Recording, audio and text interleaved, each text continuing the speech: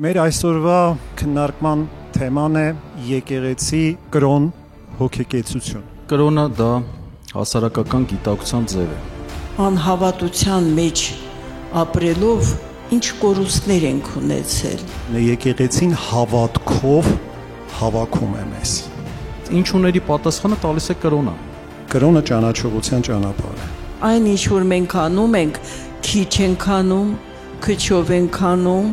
լավ չենք անում։ Մեր մոլորության մեծ մասը նաև հենց աստվածաճանաչություն չունենալն է։ Մենք ունենք չկործանվելու հնարավորություն։ Իսկ այդ կործանվելու վտանգը այսօր կախված է բոլոր ժողովուրդների գլխին։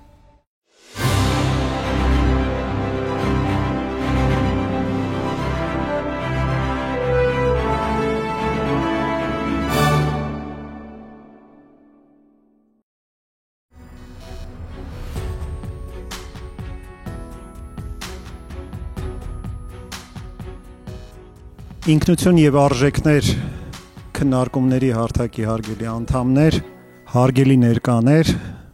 ողջունում եմ ձեզ այբ դպրոցում։ Մեր այսօրվա քննարկման թեման է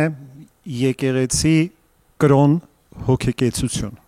Ինքնության եւ արժեքների տեսանկյունից շատ կարեւոր մի թեմա, որովհետեւ որքան էլ մենք փնտրենք, թե ով ենք մենք, ով եմ ես, ինչ հիմքի վրա եմ կանգնած, որն է իմ կյանքի իմաստը կամ նպատակը, այս բոլոր հարցադրումները տանում են մեզ դեպի հոգևոր ոլորտ։ Եվ հենց այս ոլորտում են անթեղված այս հարցերի խորքային պատասխանները։ Իմ զրուցակիցներն են Լարիսա Ալավերդյանը, մարդու իրավունքների առաջի պաշտպանը Հայաստանում, եւ Արա Զոհրաբյանը, փաստաբան եւ փաստաբանական ակադեմիայի ռեկտոր։ Եվ այսպես փորձեմ իմ առաջին հարցը մի քիչ հեռվից ձևակերպել։ Կա այսպիսի մի գիտահետազոտական կենտրոն աշխարհում, որը կոչվում է համաշխարհային արժեքների ուսումնասիրություն։ Այդ կենտրոնը ամեն տարի կատարում է լրջագույն ուսումնասիրություններ երկրների, ժողովուրդների արժեքային համակարգի, արժեքների տեղաշարժերի, փոխազդեցությունների վերաբերյալ։ Այդ ուսումնասիրությունների մեջ ընդգրկված են ավելի քան 100 երկիր եւ աշխարհի բնակչության մոտ 90%-ը։ Վերջին տարիներին այդ ուսումնասիրությանը նաեւ մասնակցում է Հայաստանը։ Ըստ այդ ուսումնասիրության հայերի համար ամենավստահելի հաստատությունը Հայաստանում եկեղեցին է։ Եկեղեցուն լիովին կամ մեծ մասամբ վստահում է ուսումնասիրված անձանց կամ հարցվորների 73%, որևէ այլ հաստատություն չունի այսպիսի վստահություն Հայաստանում։ Եվ հետաքրքրական է հասկանալ, թե ինչով է պայմանավորված այս վստահությունը եկեղեցու նկատմամբ եւ ընդհանրապես ինչ է եկեղեցին հայերի համար։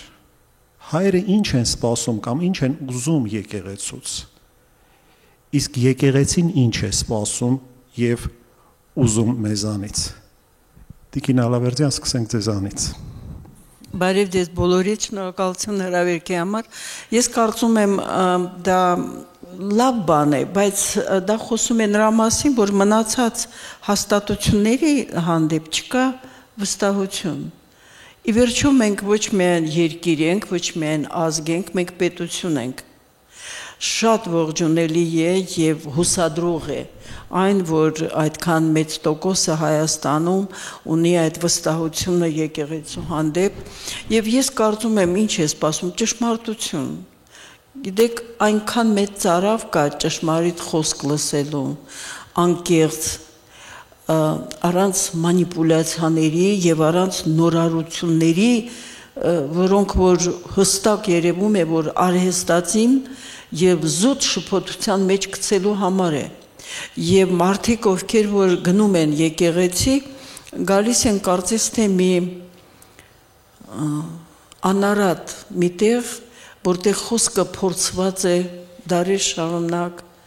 կարողացել է այդ խոսքը եւ հաստատությունը բերել առանց պետականություն, առանց պետություն ունենալու, բերել եւ ահա որ ժամանակներով բերել մեզ ժամանակակից այս փորձությունների առջև կանգնեցրել։ Ու ես այս առումով պետք է ասեմ, որ այո, նոր անկախ Հայաստանում շատ լավ երևում էր թեկուզ շարժման սկզբից, որ ժողովուրդը կարիք ունի այն անարատ եւ ազնիվ եւ անկեղծ եւ կրկնում եմ փորձություն անցած դարերով անցած եւ իր ճշմարտությունը հաստատած խոսքի եւ այդ խոսքը անձամբ ես ստացել եմ այո եկեղեցուց։ Ես կարծում եմ եկեղեցին բոլոր դեպքերում սպասում է, որ այդ դրական լիցքը, այդ սերմը, որ ցանվում է, այդ խոսքը, որ գնում է, անպայման ծնում է դրական ինչ-որ մի լիցքեր է տալիս։ Ես համոզված եմ, որովհետև լինելով եկեղեցում պատարագի ժամանակ ես ամեն անգամ այդ նորովի եմ զգում, որ երբ որ հնչում է խոսքը եւ ինչ է մեզ հետ կատարվում, այդ ժամանակ մենք ամեն մեկս ես լինելով դառնում ենք մի շատ հետաքրքիր մենք եւ այդ մենքը չի կարելի խառնել որևէ մի այլ կներեք քաղաքական անգամ մենքի հետ դա ուրիշ զգացում է, դա ուրիշ բան է, այսինք ես անձամբ ինչ եմ սպասում եկեղեցուց, չեմ կարող ասել բոլորից, էլի եմ ասում, գնալով, լսելով, ես ամեն անգամ ինձ համար բացահայտում եմ, որ ինչքան մենք անհավատության մեջ ապրելով, ինչ կորուստներ ենք ունեցել, և եկեղեցուց սպասում եմ այդ իմաստուն խոսքը, գիտելիք չէ, որ սպասում եմ եկեղեցուց, այլ այդ դարեր շարունակ իր կրկնում եմ ճշմարտությունը ապացուցած իմաստությունը և միշտ չէ, որ կարող եմ ասել ես այնքանն եմ վերցնում, ինչքան ինձ տալիս են եկեղեցում, միշտ ես հիշում եմ խոսքերը, որ ասում են ներիր ինձ իմ անհավատության համար, եկեղեցին միշտ հիշեցնում է մեզ, որ ինչքան բաց թողումներ մենք ունենք մեր ոչ ամբողջական հավատքի և այդ ներողությունը խնդրելը այդտեղ քեզ թեթևություն է բերում և կրկնում եմ այդտեղ ես քեզ առավել զգում մարդ, քան որևէ մի այլ տեղ։ Շնորհակալություն Տիկին Ալավերդյան, արա խոսքը փոխանցեմ քեզ։ Նախ Տեր Մեսրոպ շնորհակալ եմ հրավերի համար։ Նախ եւ առաջ ինչ է եկեղեցի հարցին պատասխանելը, պետք է մենք իմանանք ինչ է մարդը։ Իհարկե թեմայից չեմ շեղվի այդ հարցի քննարկում ծավալելու առումով, միայն կնշեմ, որ մարդը հոգևոր էակ է եւ ազատ կյանքով ստեղծված իր ցանկությունների դեմ մշտապես պայքարող, որ առանց հոգևոր ուղեցույցի միշտ սխալ ճանապարհներով գնացող եւ այս պայմաններում ինչ է եկեղեցին այդ մարդու համար։ Եթե մենք Աստվածաշունչն ուսումնասիրում ենք, այդ պարզ ուսումնասիրությունը ցույց է տալիս, որ եկեղեցին Քրիստոսի հարսն է, իսկ Քրիստոսը եկեղեցու գլուխը։ Եվ պարզ է դառնում, որ եկեղեցին մեզ համար, եկեղեցու զավակների համար մոր գործառույթ է իրականացնում։ Եվ ինչպես ցանկացած մայր իր զավակին վերաբերվում է խնամքի հարցերով, այնպես էլ եկեղեցին։ Իմ պատկերացման մեջ եկեղեցին հենց մեր առաջնահերթ հոգևոր խնամքի պատասխանատուն է։ Եվ ինչ է ցանկանում եկեղեցին կամ մայրը իր զավակի համար։ Բնականաբար նույնիսկ կենցաղային մակարդակով եթե այդ հարցը քննարկենք, պարզ է, որ մայրը ցանկանում է երեխայի բարեկեցությունը, առողջությունը, երջանկությունը, Նույնը ցանկանում է մեզ համար եկեղեցին։ Եվ դրա համար իր հոգևոր ուղեցույցով, իր սպասավորներով, մշտապես ուղղորդելով մեզ տանում է դեպի այդ ճանապարհը։ Քրիստոնյա հայը դա ամենաուժեղ հայն է։ Ինչու, որովհետև մարդ ով հավատում է Աստծուն, նա գիտի, որ կյանք, այսինքն մահից հետո կա կյանք եւ կա դատաստան։ Եվ նա պատասխան է տալու իր արածների համար, լավ թե վատ արածների համար։ Իսկ դա նշանակում է, որ քրիստոնյան նույնիսկ այն դեպքերում, երբ չկա դիտորդ, չկա երրորդ մարդ, որը կարող է տեսնել իր վատ արարքը, ինքը փորձում է ձեռնպահ մնալ վատ արարքներից։ Քրիստոնյա հայ զինվորը չի լքում իր ընկերոջը վախենալով մահվանից։ Չի վախենում մահվանից, կարճ ասեմ։ Իրական քրիստոնյան մահվանից չի վախենում։ Իսկ դա շատ դռներ է բացում եւ շատ հարցեր է լուծում։ Եկեղեցին այս հարցում մեր մայրն է եւ հենց այդ խնամքն է մեզ համար տանում։ Շնորհակալություն Արա։ Այստեղ երկու կարևոր բան եմ ուզում առանձնացնել իմ զրուցակիցների պատասխաններից։ Մեկը ճշմարտության վերաբերյալ, որ եկեղեցին մի հաստատություն է, որտեղ մենք կանգնում ենք ճշմարտության առաջ։ Եվ մյուսը, որ եկեղեցին մեր մայրն է, իսկապես մեր մայրն է, եկեղեցին, որտեղ եկեղեցու ավազանից ենք մենք հոգով ծնվում, ամեն մեկս մեկ անգամ ծնվում ենք ֆիզիկապես մեր մոր արգանդից, եւ մենք անգամ էլ մենք ծնվում ենք եկեղեցու արգանդից, որը Սուրբ ավազանն է հավիտենական կյանքի համար։ Ինչ վերաբերում է ճշմարտությանը, ապա Պողոս Առաքյալը հենց այդպես էլ անվանում է եկեղեցին, Պողոս Առաքյալը Տիմոթեոսին ուղղված թղթում անվանում է ճշմարտության սյուն եւ հաստատություն։ Այսինքն եկեղեցին մի վայր է, որտեղ մենք առերեսվում ենք ճշմարտությանը, հավիտենական ճշմարտությանը, ոչ թե առօրեական, այսպես փոփոխական ճշմարտության, որ մի օր ճշմարտություն է, մի օր էլ հակաճշմարտություն է դառնում, այլ հավիտենական ճշմարտությանը։ Բայց վերադառնամ այդ ուսումնասիրության արդյունքներին։ Նախ եւ առաջ այս վստահությունը եկեղեցու նկատմամբ պայմանավորված է ոչ այսօրվանով։ Այսինքն դա դարերով է ձևավորվել այդ վստահությունը, որովհետև ըստ իս եկեղեցին երբեք չի կատարել որևէ քայլ մեր ինքնության դեմ։ Չի ուսուցանել մի բան, որ հակառակ է մեր ինքնությանը, այլ դարերով եկեղեցին եղել է մեր ինքնության պաշտպանը, պահապանն է եղել մեր ինքնության, ահավոր զողությունների գնով, ահավոր մեծ վկայություններով, դարերով,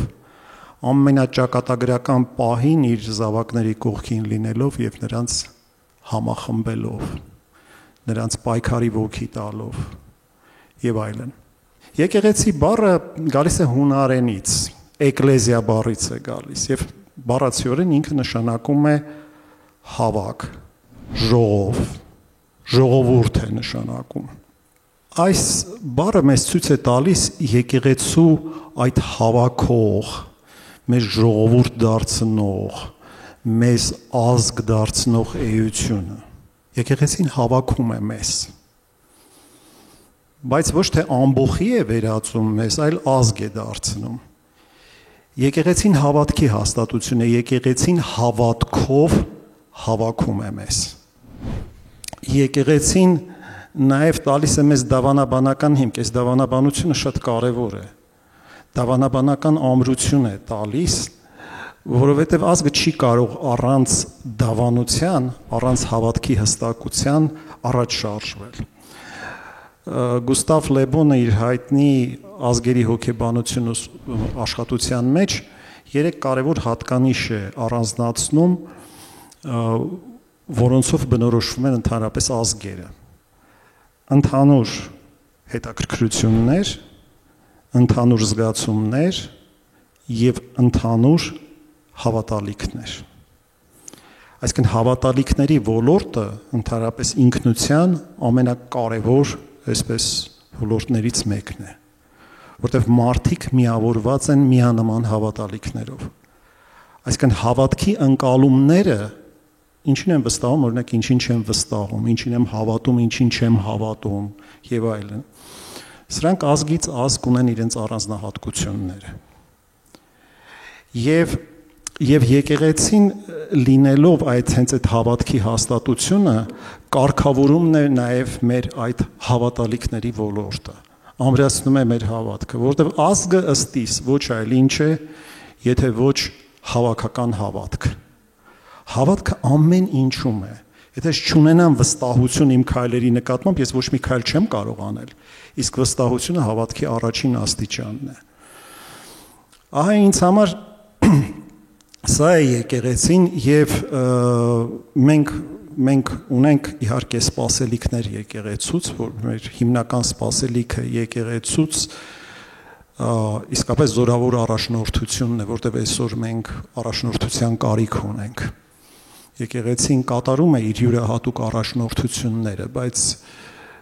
մեր սպասելիքները բավականին մեծ են։ Իսկ եկեղեցու սպասելիքները մեզանից մեր եկեղեցանալն է, մեր հոգևոր գիտակցությունն է եւ մեր վարքագծի փոփոխությունն է, ինչի մասին խոսվեց։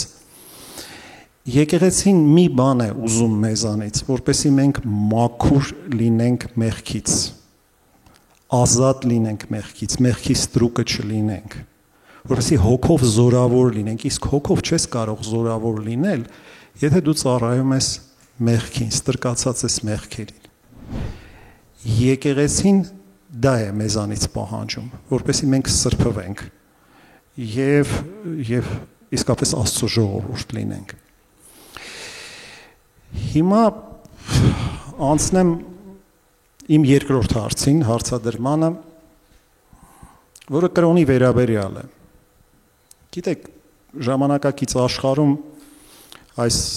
արժեքային ջրհեղեղում կամ խառնաշփոթում ամեն ինչ դրվում է հարցականի տակ։ Ամեն բան, ինչ որ կա, հարցականի տակ է դրվում, կրոն, հոգևոր գիտակցություն, չգիտեմ, ճանապարհ եւ այլն, ու ստեղծված է մի ահավոր խառնաշփոթ, հարցականի տակ է դրված այն ամենը, ինչ մարդկությունը ձեռք է բերել իր պատմության ընթացքում, իմաստություն, առաքինություններ եւ այլն, եւ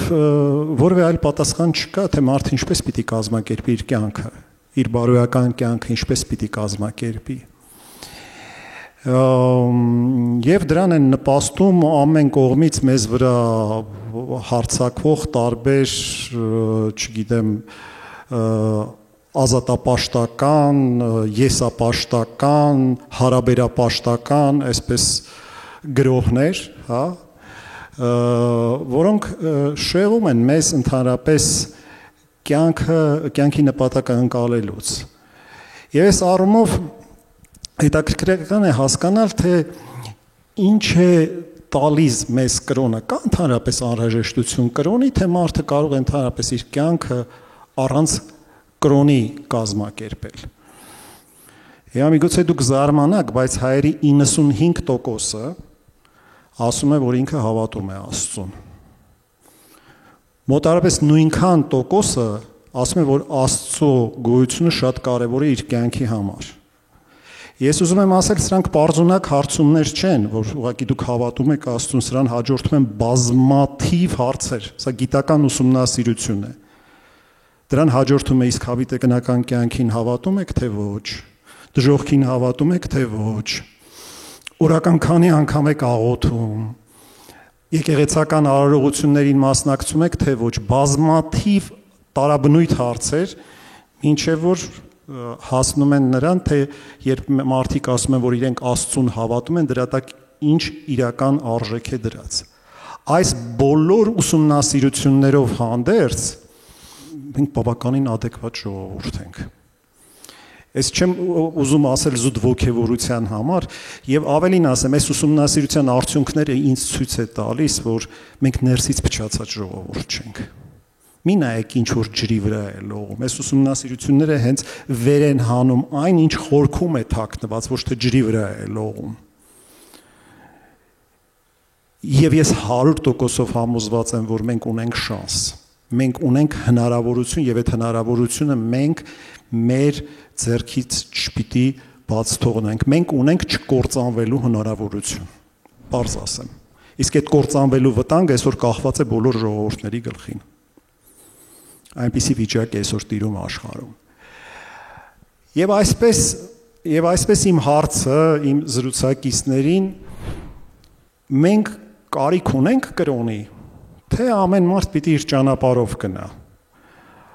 Ամեն մեկը իրենը պիտի փնտրի, կարիք կա այդպես ինչ որ համակարգված կրոնի անհրաժեշտությունը ո՞րն է, ինչ է ընդհանրապես կրոնը մեզ տալիս։ Խնդրեմ Տիկին Ալավերդյան։ Շնորհակալություն։ Ես ասա խոսում եմ շատ ժամանակ եւ հղումներ եմ անում աստվածաշնչային ճշմարտությունների շատ པարզ պատճառով, քանի որ մենք այսօր սովոր ենք, որ մեզ կազմակերպող պես հաստատությունները դա պետական մարմիններն են, օրենքներն են, ենթաօրենսդրական ակտերն են, բայց եթե մենք խորը նայենք, ապա այդ բոլոր ընդհանրապես ժամանակակից իրավունքը, նրա ակունքները, դա աստվածաշնչային ակունքներն են։ Ես ուսանողներից շատ անգամ կներեք որոշ բաներ եմ ասում, որը կարող է պատահի հավատացյալի ականջին մի քիչ խորթ է թվում։ Ես միշտ ասում եմ, եթե դուք ասենք չեք հավատում Սուրբ Ծնունդին կամ հրաշքներին, դուք կարդացեք գիրքը, տեսեք այդտեղ ինչ է այդ աստվածաշնչում գրված, որը հակառակ է մարդկային էությանը եւ շատ ուսանողներ իրապես անդրադառնում են հենց այդ նորմատիվային բազային պետք է այդպես ասեմ, եթե խոսեմ, ահա այն թե ինչ է տալիս կրոնը։ Մենք չենք գտնի որևէ մեկ օրենսդրական համակարգ, իրավական համակարգ, որի հիմքում չի դրված աստվածաշնչային այդ նորմատիվային բազան։ Կարելի է ամենատարածված, որ միշտ բոլորը հիշում են այդ պատվիրաններից, մի սպանի, մի գողացիր, մի սուտ վկայություն տուր։ Երբ որ հարցնում ես, թե որի հետ եք ծանոթ, մոռանում են առաջի, լավ, 4 եւ այլն, բայց այդ 3 անպայման ասում են։ Դրանք արդյոք մեր օրենսգրքերում արտացոլված չեն։ Արդյոք դրանք ծնվել են աշխատանքային աշխատասենյակներում հանճարեղ իրավաբանների, այսպես ասած, բացարձակապես։ Ես ուղղակի կարողանում եմ ապացուցել առնվազն իմ ուսանողներին, որ եթե մենք հանենք այդ բարոյական հենքը ժամանակակից օրենքից եւ իրավունքից, ինչը անընդհատ ուզում են անել այդ օրենսդիր մարմինները, մենք պարզապես եւս կդառնանք քաոսի կվերածենք մեր կյանքը, մեր առօրյան ոչ միայն միջազգային հարաբերություններում, այլ եւ միջանձնական հարաբերությունների մեջ։ Այդ առումով ինձ համար կրոնը որպես այդպիսի հենք եւ աղբյուր եւ ակունք ուղղակի, ես կարծում եմ որևէ մի բանով հնարավոր չէ փոխարինել։ Շնորհակալություն, խնդրեմ Արաքո անդրադարձ։ Շնորհակալություն։ Նախ կրոնը դա հասարակական գիտակցության ձև է։ Եվ կուզեի նաև խոսքիս մեջ անդրադառնալ, թե կրոնը ինչ ազդեցություն ունի անձամբ իմ կյանքի վրա։ Տեսեք, գիտությունը չի պատասխանում շատ ինչուների։ Բայց ինչուների պատասխանը տալիս է կրոնը։ Տալիս է կրոնը եւ ցույց է տալիս մեր տեղը, մեր առաքելությունը, ինչու է ստեղծվել մարդ, ուր է ձգտում մարդը, ուր է գնալու մարդը։ Մեր Աստվածաշունչը, մեր ավետարանը դա պատմություն է սիրո մասին, իմ պատկերացմամբ։ Դա պատմություն է Աստծու եւ մարդու սիրո մասին։ Եվ այս պայմաններում ես կարծում եմ, որ մարդը երբ որ եկեղեցած է, ինչպես Տեր Մեսրոպն է ասում, ապա նա ավելի անվտանգ միջավայրում է ապրում։ Տեսեք, ցավոք մեր երկրում եւ ես վստահ եմ նաեւ այլ երկրներում չկա հոգեվոր անվտանգության հայեցակարգ։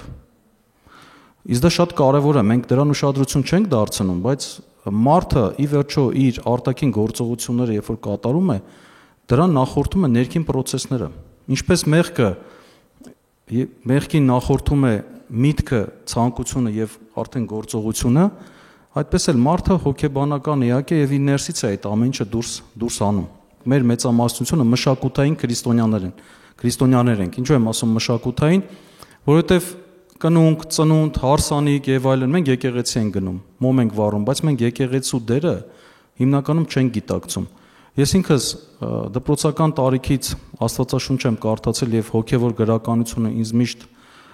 գերել է եւ ես միշտ փնտրել եմ, կարդացել եմ, բայց ես մի երևի 7-8 տարի առաջ գիտակցեցի, որ ես պետք է գնամ մասնակցեմ պատարակների։ Որովհետեւ այդ նյութական նաեւ կապը կոմունիկացիան եկեղեցու հետ պետք է։ Այո, դու պետք է քեզ նեղություն տաս, գնաս մասնակցես պատարակի, այդ 2 ժամը նվիրես քո կյանքից նվիրես Աստծուն, որքան էլ մտքերդ, որքան էլ չկենտրոնանաս, որքան էլ այդ բային հոգնես, դու պետք է այո, այդ քո շաբաթվա մեջ 2 ժամը նվիրես Աստծուն։ Մեր հայ ազգին ընդհանրապես տրված է իմաստություն։ Եթե մենք նայում ենք մյուս ազգերի համեմատությամբ, մեր հայ ազգն էլ իմաստուն ազգ է։ Բայց ինչպես Աստվածաշնչում է ասվում, իմաստությունը տրվում է առաքինի մարդկանց։ Եթե մարդը ձգտում է առաքինությամբ ապրել, ապա իմաստություն է ձեռք բերում։ Եվ մեր ազգը, երբ որ բարոյալ լքվում է, երբ որ մեր ազգը բարոյական կանոններից հեռանում է, մեր ազգը կորցնում է իմաստությունը, հիմարանում է։ Եվ ընկնում է տարբեր, այսպես ասեմ, այլ պետությունների գերության եւ ազդեցության տակ։ Մեզ այսօր ցավոք այդ բարոյականության դեֆիցիտը կա։ Եվ տեսեք, կրոնը անձամբ իմ կյանքի հետ կապված է ուզում նշում անել։ Ես այսպես եմ պատկերացնում. եկեղեցացած մարդը պետք է մաքսիմում ձգտի հեռու մնա վտանգավոր մեղքերից։ Ընդ որում Աստված հստակ տալիս է նաև այդ մեղքերից հեռու մնալու շնորհը, պտուղը, նվերը, պարգևը։ Եթե դու հավատարիմ ընտանիք ես ստեղծում առանց դավաճանության, դու ունեն մեզ ամուր ընտանիք։ Ես հիմա դա չեմ ասում այդպես, որովհետև կինս այս սրահում նստած է, բայց ես իմ կնոջը չեմ դավաճանել եւ Աստված ինձ շնորհել է ամուր ընտանիք, 4 երեխա, ու նույնիսկ կնոջս հետ երբ որ խոսել ենք, ինքը գիտի, որ ես չեմ դավաճանում իմ կրոնական պատկերացումներից ելնելով, կանացի խանդը կա, ասում է, բայց ինձ օրինակ հաճելի կլներ, որ իմանա իմ համար չես դավաճանում։ Ես իհարկե բացատրում եմ, որ կարող է Հայաստանից հեռու միտեղ այդ քո ֆակտորը չաշխատի։ Բայց Աստծո հանդեպ վախը միշտ իմ մոտ աշխատում է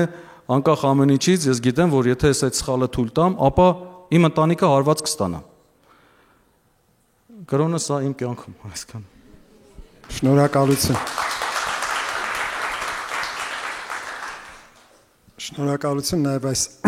անձնական պահերի համար, սրանք շատ կարևոր են, որովհետև գիտեք, Facebook-ով հարցումներ էին անում, ինչ կապ ունեն մեր մասնակիցները, որոնք աշխարհականներ են, այս թեմատիկայի հետ։ Բոլորին թվում էր, որ այս թեմայով ես պիտի հրավիրեի միայն հոգևորականների եւ հոգևորականներով խոսեին գնայինք։ Բայց պետք է ասել, որ էկլեզիան դա Աստծո ժողովուրդն է, եկեղեցին դա Աստծո ժողովուրդն է, այսինքն ամեն մի մարդ իր հավատքով մաս է այդ աստվածային կառույցի կամ ըստ Պողոս առաքյալի կենթանի քարերն են այդ աստվածային կառույցի, աստվածային երկնային տաճարի։ Եվ պետք է ասել, որ հոգևորականները շատ փոքր թիվ են կազմում այդ էկլեզիայի մեջ։ Միգուցե 1%-ն էլ չեն, շատ ավելի փոքր թվով մենք հոգևորականներ ունենք։ Այսինքն մի քանի 100 հոգևորական ունենք մի քանի միլիոն ժողովրդի մեջ։ Հաշվեք տեսեք, որ տոկոսն է անում, 1% էլ չկա։ Այնպես որ ամեն մի մարդու վկայություն, անձնական վկայություն եւ անձնական կյանքը կարող է շատ կարեւոր օրինակելի լինել մեզ համար։ Եվ դա այսօրվա մեր զրույցին իր ջերմությունն է հաղորդում։ Հիմա ես փորձեմ իմ պատկերացումները ձեզ փոխանցեմ կրոնի վերաբերյալ, հետո անցնենք արդեն դահլիճի հարցերին։ Նախ պետք է ասել, որ կրոնը համակարգ է։ կարող են մարդիկ, այսպես ասած, իրենց պատկերացումներ ունենալ, կրոնը համակարգում է այդ պատկերացումները, առանց համակարգի դուք պատկերացնում եք ինչ շեղումներ կսկսվեին մարդկային կյանքում։ Այդ նույն բանն է, որ բոլորը սկսեին 0-ից առանց որևէ ֆիզիկա, մաթեմատիկա իմանալու ֆիզիկայով զբաղվել, ինչ կլիներ։ Ոչ մի գիտություն դրանից չէր ստացվի։ Պետք է ասել, որ կրոնը գիտություն է նաև։ Կրոնը գիտություն է, որը հիմնված է շատ մեծ փորձառության վրա, միլիարդավոր մարդկանց փորձառության վրա, այսինքն երբ որ մենք այդ ճանապարհով գնում ենք, մենք կարող ենք մեր անձնական փորձը դնել, սա փորձարական ճանապարհ է։ Փորձը դնել, հետո տեսնել մեր փորձը ինչպես է համապատասխանում այն մեծ տվյալներին եւ օրինաչափություններին, որ արդեն ունի եկեղեցին։ Մի շատ կարևոր առանձնահատկություն էլ ունի կրոնը։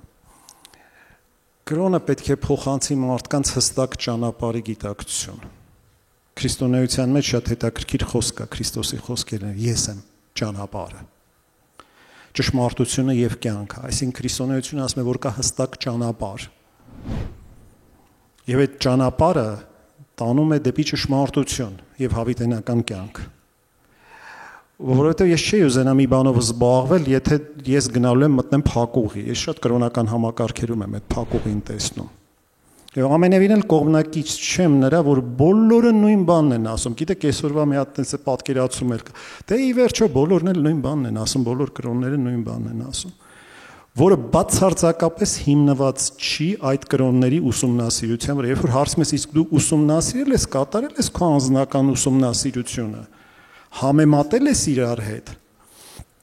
Պարզվում է մարդը ոչ գիտի քրիստոնեությունը, ինչ է, ոչ է պատկերացում ունի այլ կրոնների մասին։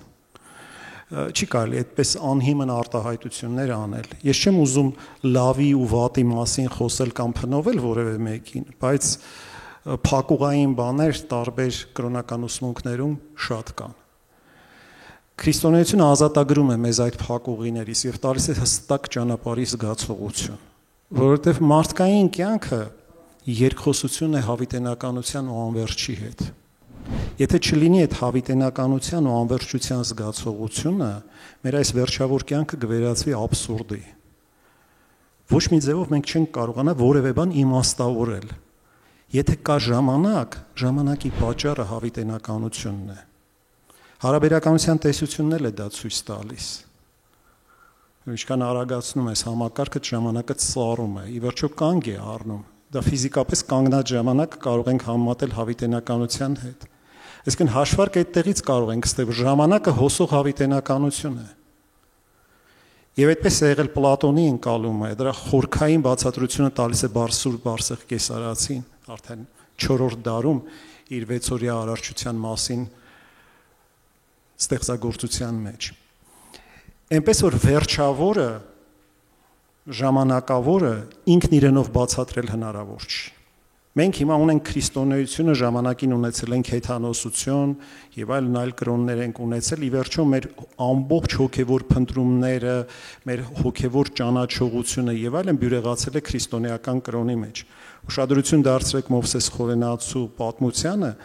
ինքը երբեք արհամարանքով չի հիշում մեր հեթանոսական ժամանակաշրջանը, ես էլ եմ ուզում ասել, որ քրիստոնեությունը ատելություն չի սերմանում որևէ բանի նկատմամբ։ Այլ ընդհանրապես շատ մեծարանքով է խոսում այդ ժամանակների մասին։ Մենք լավագույնը վերցրել ենք, բայց ազգին պետք էր ամբողջական համակարգ։ Եվ դա մենք կարողացել ենք ստեղծել քրիստոնեության մեջ։ Եվ մի բան էլ ավելացնեմ, անցնեմ ձեր հարցին։ Կրոնը ճանաչողության ճանապարհ է։ Կրոնը դա շատ լուրջ գիտակցություն է։ Մի կարծեք, որ այնտեղ կրոնի մեջ ուղղեղ անջատում ենք։ Այդպիսի բան չկա, ընդհակառակը կրոնը մեզ սովորեցնում է սթափ լինել, շեղվել, ներքին ուշադրություն ունենալ։ Տեսեք մեր կյանքը ինչքան ցրված է, որտեղ են ձեզ սովորեցնում ազատվել այդ ցրվածությունից։ Այ հենց որ դուք գնում եք եկեղեցի, հենց որ դուք սկսում եք աղոթել, առաջի խնդիրը, որ դուք տեսնում եք ցրվածությունն ու անուշադրությունը։ Իսկ եկեղեցու հայրերը ստեղծել են այդ ամեն ինչից ազատագրվելու մի ամբողջ հոգևոր արվեստ։ Ինչպես հավաքես ինքդ քեզ, Նարեկացին ասում է, ես ինձ ամբողջ աշխարհից հավաքեցի ինքս ին մեջ։ Ինչպես հավաքես, ինչպես ուշադիր լինես, ինչպես զգոն լինես, ինչպես նրբազգաց լինես, ինչպես մաքրվես այդ շեղումներից։ Սրա մասին է ուսուցանում եկեղեցին, ինչպես ազատագրվես մեղքի այդ բռնությունից։ Այնպես որ կրոնը ճանաչողության, ինքնաճանաչողության, աշխարհընկալման շատ խորը ճանապարհ է։ Շնորհակալություն եւ հիմա եթե դահլիճից կան մեզ ուղղված հարցեր, խնդրեմ։ Տեր Մեսրոպ, դուք մատնանշեցիք, որ եկեղեցին կրիտիկական պահերին միշտ հանդիսացել է այն արմատական հենասյունը, որով ազգը, մեր հայ ազգը գոյատևել է, շարունակել է իր գոյությունը։ Բայց վերջին իրողություններով եւ ընդհանրապես պատմական իրողություններով, եթե անգամ այդ կրիտիկական պահերին է, որ եկեղեցին դրսևորում է իր, այսպես ասած, այդ բովանդակ ուժը, իրական կենցաղային առօրյա կյանքում, մեր կյանքում, ես կարող եմ ասել հետևյալը, որ մեծ հաշվով, ինչպես որ մենք շատ անգամ կրկնում ենք, որ քրիստոնեությունը դա մեր կաշին է եւ այն չեն կարող փոխել, կարծում դա մի տեսակ դաժե խորհրդանշական իմաստ է կրում, որ կաշվից են կողմ մեր քրիստոնեությունը շատ դեպքերում չի անցել, որ իրականում պետք է սրտի փոփոխությունը եւ մեծամասը մեր հայկական իրականությունը այդ կաշվից այն կողմ չի անցնում,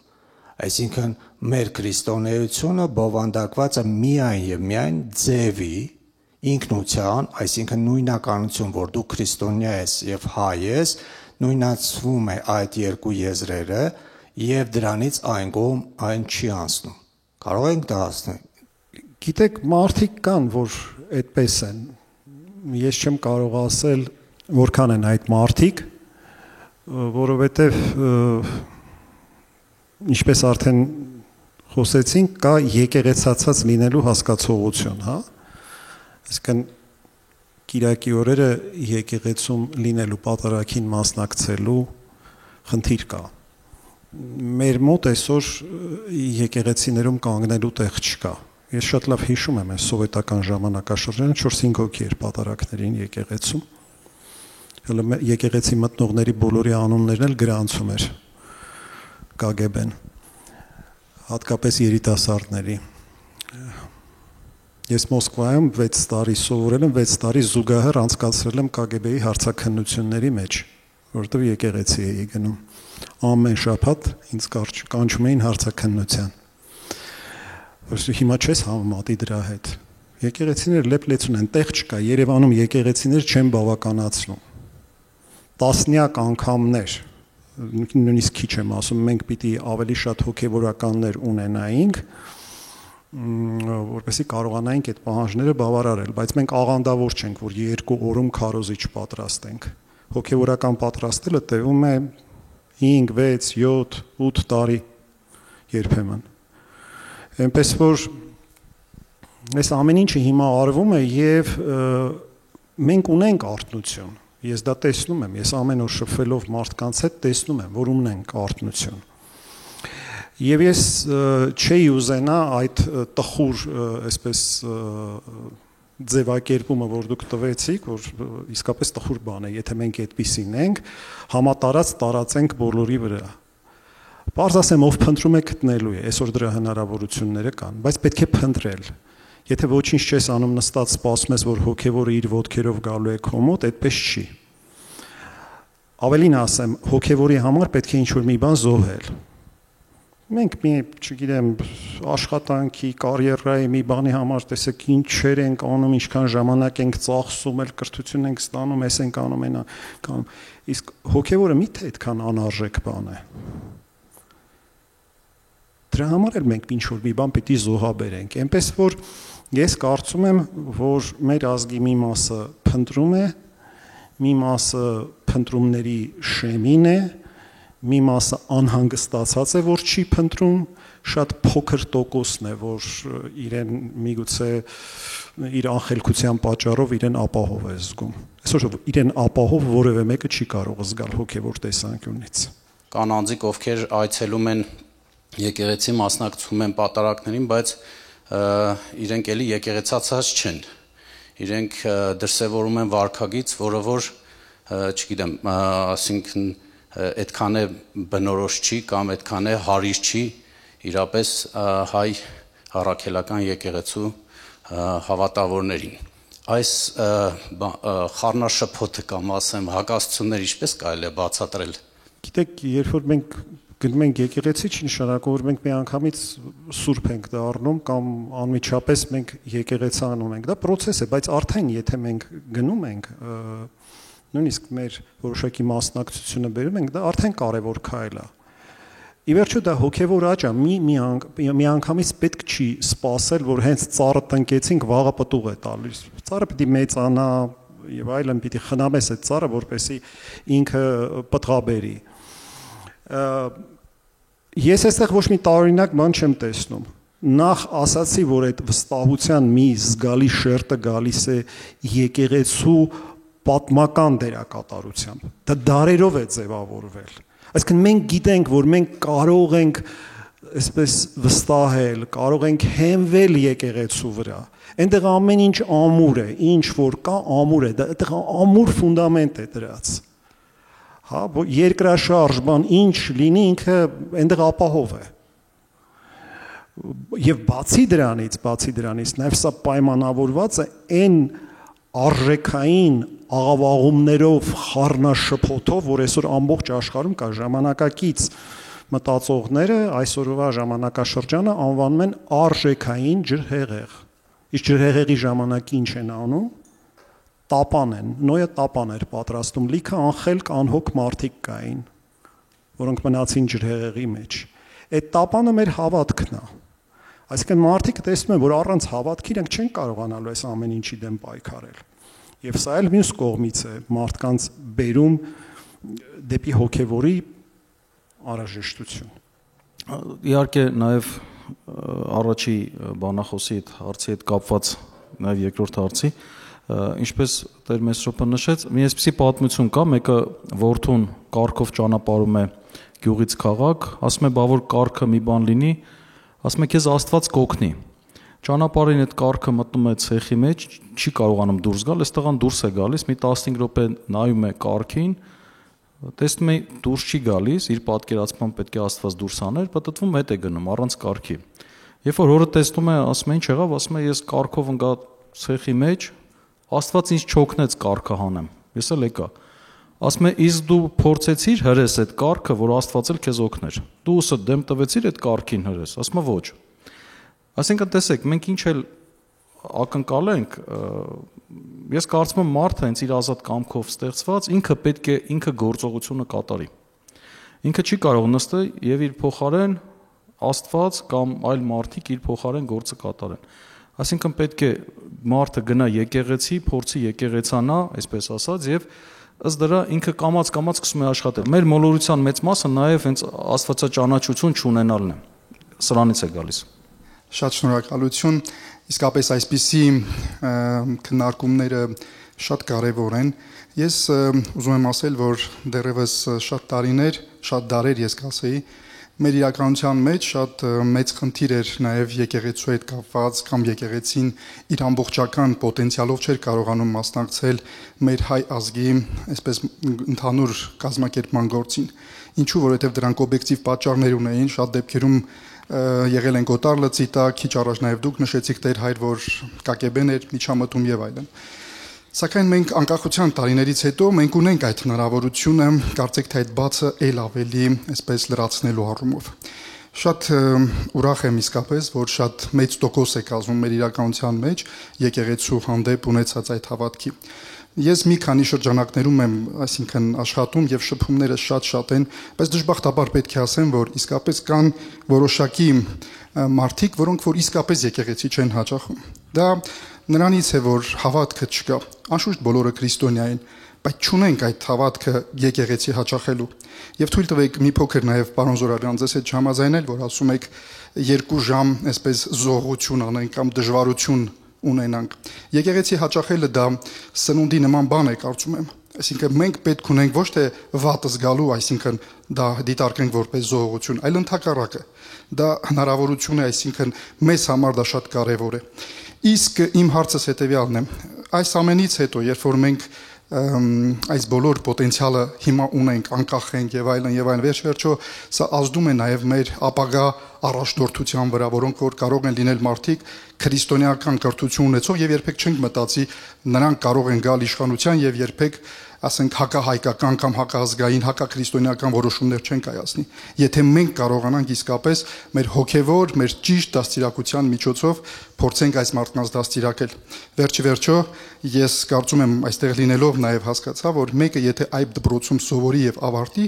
եթե Աստված տա որ նա դառնա մեր երկրի առաջնորդը, երբեք չենք մտածի, որ այդ մարդը կարող է հակազգային որոշում կայացնել։ Հետևաբար մենք պետք ունենք ընդլայնելու այս շրջանակը, ավելի մեծացնելու, միգուցե ինչ-որ մի խորհրդի ստեղծելու տեսքով, կամ ինչ-որ մի ինստիտուտի տեսքով, որտեղ որ պետք է մենք կարողանանք մեծ հնարավորություն տանք մեր հասարակության լայն շրջանակների համար։ Վերջիվերջո մենք չունենք չօգտագործված հնարավորություններ։ Շնորհակալություն։ Քիչ վերջաբանը լավ չհասկացա, չունենք չօգտագործված հնարավորություն, շատ ունենք չօգտագործված հնարավորություններ, շատ կան։ Կարելի է անվերջ դրանք թվարկել։ Կարող ենք ասել, որ սրբությունը չօգտագործված հնարավորություն է դեռ, որովհետև բավականին երկար ժամանակ է մենք սրբության մեջ պտուղ չենք տալիս։ Եվ դա խնդիր է մեզ համար, որովհետև այդ սուրբերը շատ կարևոր են մեր կյանքում։ Վերջի խոշոր, այսպես մտածելակերպային փայլատակումը մենք ունեցել ենք գրեթե 6 դար առաջ, Սուրբ Գրիգոր Տաթևացին է։ Դրանից հետո էլ ունենք սրբացված անձեր, ունենք վկայություններ, բայց ես նկատի ունեմ այդ մտածելակերպի այդ համաշխարհային մակարդակը։ Տաթևացին այնպիսի մտածողություն է, որին կարող ես ամեն մեկի կողքը դնել, Պլատոնից մինչև Էյնշտեյն։ Եվ մենք դարեր շարունակ անընդհատ տվել ենք այդպիսի մարդիկ, բայց հիմա դա չունենք, որովհետև այդ մարդիկ շատ կարևոր են մեր կյանքում եւ ինչ որտեղ մենք պետք է հասկանանք պատճառները, որոնք են, ինչու ենք մենք մի փոքր չորացած հոգևորից, այդ սրբությունից եւ պետք է սկսենք սրբությունը արտադրել։ Դա է մեր ազգային զորության ըստ իս առանցքը։ Փորձեցի կարճ ձեզ պատասխանել եւ եթե այսպես շատ էգզիստենցիալ հարց չկա, փորձենք սահմանափակել այսօր հարցերը եւ նաեւ շնորհակալություն ձեր ելույթի համար։ Ես կուզենայի այս վերջի հարցը այսպես ձևակերպել նախ մի բառի ստուգաբանություն տալ, որտեղ տեսեք մենք ասում ենք եկեղեցի, կրոն, հոգեկեցություն։ Հոգեկեցությունը արևմտահայերենում գործածության մեջ դրված եզր է եւ ինքը տարածիորեն նշանակում է, եթե այլ լեզուներով ասենք, ռուսերեն դուխովնեստ կամ անգլերենով spirituality է նշանակում։ Այսինքն հոգևոր գիտակցություն կամ հոգևոր վարքագիծ, հոգևորի ընկալում, հոգևոր աշխարհայացք եւ այլն, խոսքով հոգևորը ոնց որ մեր կյանքում։ Բայց այսօր մենք տեսնում ենք, որ աշխարհում կա այդ հոգեկեցության շատ յուրահատուկ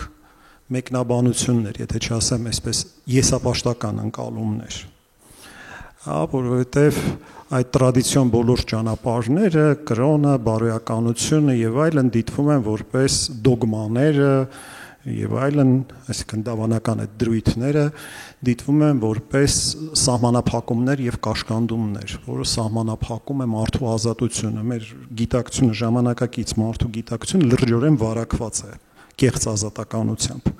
Ազատությունը ինչ որ ուրիշ բանի հետ են շփոթում։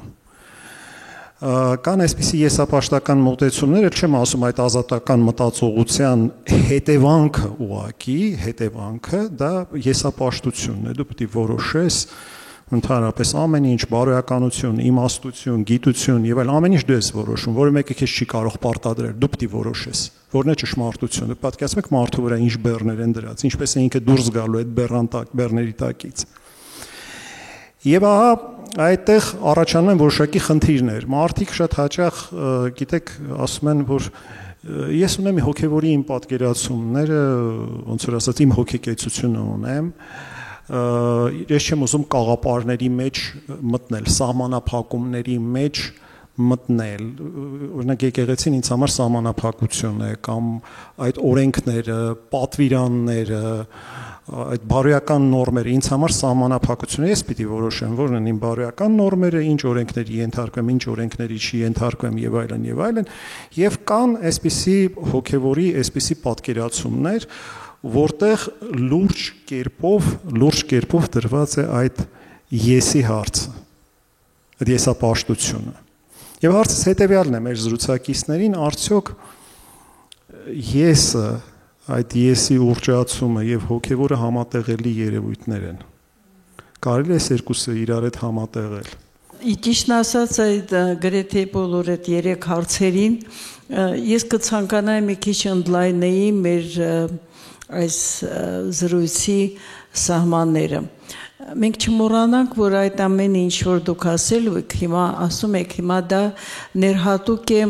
գրեթե ամբողջ աշխարհին, որովհետև կա աշխարհաքաղաքական իմ բնութագրով պղտոր գլոբալիստական կենտրոններ, դա փողի տոպրակներն են, որոնք որ աշխատում են շատ նպատակասլաց, շատ փող են ծախսում ինչի համար, որ ինչքան հնարավոր է մարդիկ լինեն հեշտ կառավարելի եւ բոլոր պետությունները վերածվեն, այսպես ասած, մի մեծ գյուղի կամ ինչ-որ բանի թաղերի։ Դա շատ հզոր բան է եւ դա արվում է։ Եվ մենք առաջի պետությունը չենք, որ դառնում ենք պես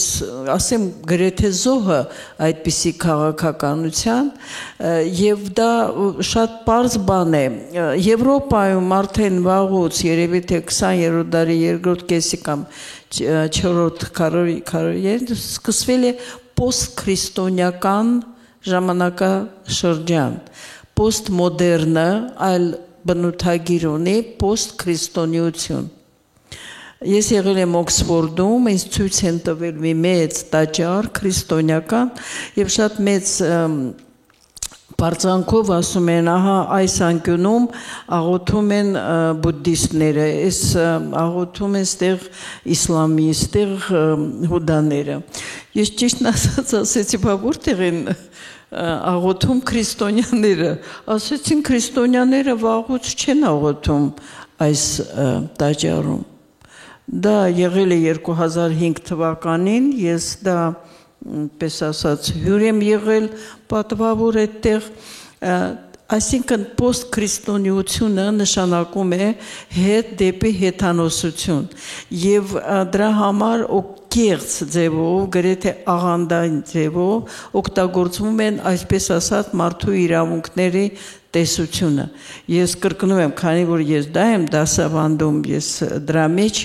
ավելի այսպես ինձ ազատ եմ զգում հստակեցնենք որ մարդու իրավունքները ինչպես եւ այդ կրոնական այդ բազային դրանք բնական բնույթ է ինչպես Շամիրամյանն է գրել տրված իրավունքներն են հիմա մարդու իրավունքները կոչվում են այնպիսի իրավունքներ որոնք հակաբնական են ու ես դա ասում եմ ամեն անգամ նշում եմ մենք պետք է շատ զգուշ լինենք երբ որ Արա Զոհրաբյանը ասեց այդ հոգևոր անվտանգության մասին դա ամենամեծ էլեմենտն է այսպես կոչված հասարակական անվտանգության որը բարձի թողի վիճակում է հենց ոչ թե բարձի ուղղորդված մենք վտանգների ներքո ենք հայտնվել հենց 91-92 թվականներից մենք այն ինչ որ եկեղեցին անում է մենք այսքան խոսում ենք կոնկրետ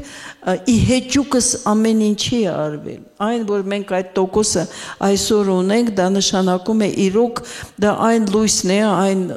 հույսն է որը մենք ունենք այսօր հայտնի է որ եթե ուզում ես քանդես որևէ պետություն դա պետք է դու դրա կրթական համակարգը այնպես անես որ նա մարդուն դարձնի կենթանի ու հետո մնացածը ինքն է անելու այդ կենթանացած արդեն մարդկային տեսակը հոգևորը կորցրած անձը նա քանդելու է յուր երկիրը յուր ազգը եւ յուր հասարակությունը այս առումով շարունակելով եւ այդ պատմությունը կարգի մասին Գիտեք, Արցախում տարածված է մի ասվածք, որը ես հիշում եմ կյանքովս մեկ, Աստված անողին է պարտական, ասում են միայն լեզվով չէ, որ պետք է սիրես, պետք է գործով սիրես, հիմա մենք հստակեցնենք, որ այն ինչ որ մենք անում ենք, քիչ ենք անում, քչով ենք անում, լավ չենք անում, ես ուզում եմ ավարտել Ինդիրա Գանդիի, որտեղ քաղաքական գործիչ է եւ մենք այսօր քաղաքական խնդիրների մեջ ենք, Ինդիրա Գանդին ասել է, բոլոր խոչընդոտները իմ նպատակներին հասնելու համար ես կրում եմ իմ մեջ եւ այստեղ է եւ բանալին եւ ճանապարհը եւ ի վերջո մեր հույսը, որ ինձ ասում են դուք հույս ունեք, որ մենք կարող ենք այս վիճակից դուրս գալ, ոնց թե հույս չունես, ուրեմն Աստծուն չես հավատում, ոչ թե չես հավատում Աստծո գոյությանը, Աստծո խոսքին չես հավատում։ Ուրեմն եթե մենք հավատում ենք Աստծո խոսքին, ուրեմն մենք պարտավոր ենք անել, որ ահա այդ ցեխից հանենք այն կարգը, որից չենք էլ դուրս գալիս նորմալ աշխատելու։ Ես հույսով եմ, ես ուղղակի համոզված եմ, որ մենք դուրս ենք գալու այս թե հոգևոր ահա այս մեզ ոչ բավարարող անգամ այդ տոկոսների հետ միասին, այդ տոկոսները ինչ են ասում, քիչ ենք աշխատում, քիչ ենք անում, հենքը կա, մենք ենք, որ պետք է դա անենք, այսքանը։ Շնորհակալություն։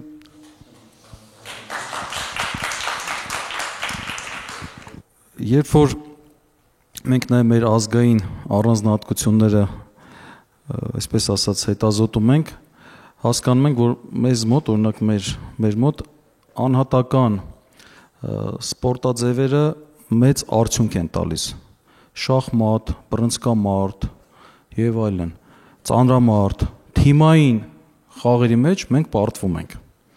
որովհետեւ այդ մեր եսը, այդ նախանձ բառը, չէ, նախ քո անձը, սեփական անձը։ Մեզ մոտ օրինակ հрьяաների մոտ հակառակն է։ Հрьяաները իրենք թիմային են, դրա համար շատ հարցերում հաջողություն են։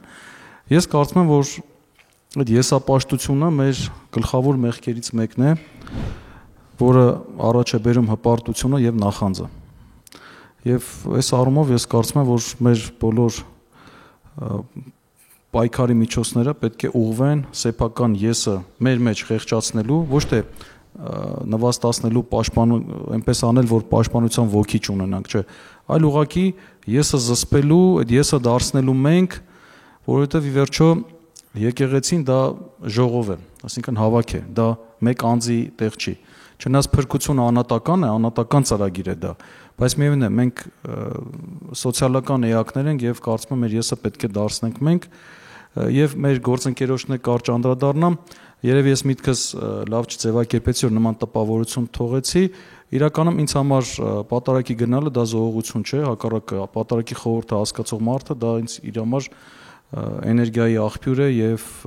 Աստծո հետ հաղորդակցվելու միջավայր, ուղղակի խոսքս ուղղված էր պատարակ չգնացող մարդկանց, ում համար պատարակ գնալը դժվարություն է, հոգնեցություն է եւ այլն, խոսքս իրանց էր վերջ։ Շնորհակալություն։ Շնորհակալություն։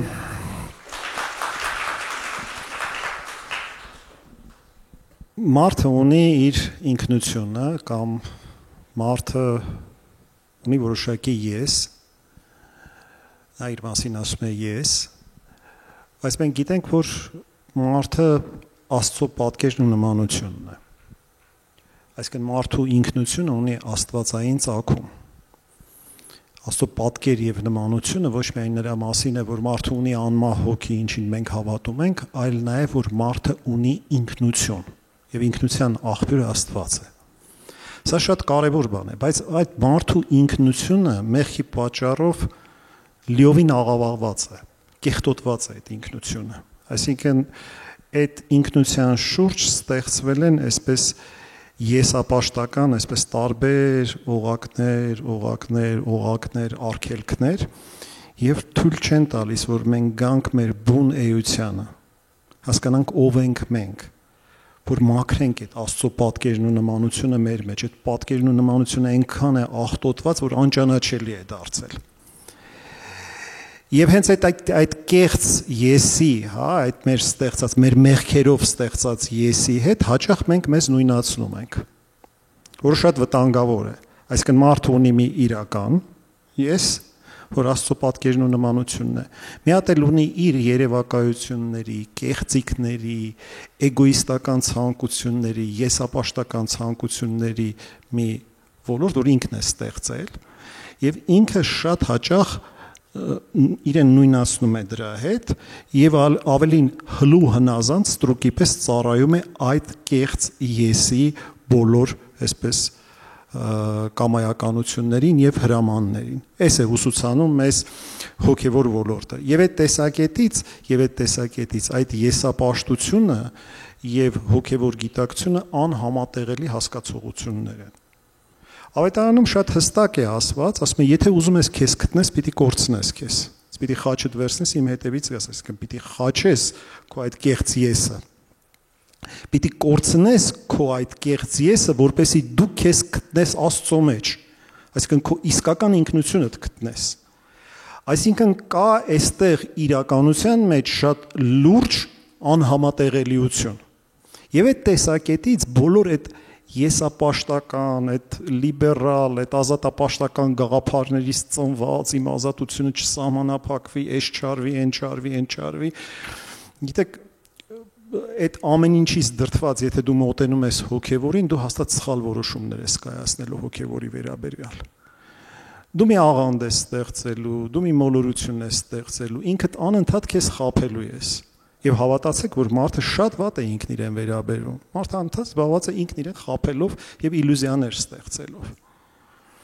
Եվ շատ հաճախ էլ նաեւ իրեն խաբում է, որպեսզի ճշմարտության հետ չառերեսվի։ Որտեղ ճշմարտության հետ առերեսվես պատասխանատվություն է, իսկ շատ մարդիկ չեն ցանկանում պատասխանատու կյանքով ապրել, պատասխան տալ իրենց վարքագծի համար։ Չկա ավելի մեծ առաքինություն քրիստոնեության մեջ, քան խոնարհությունը։ Մի բառ, որ ժամանակակից աշխարհը բացարձակապես չի հասկանում։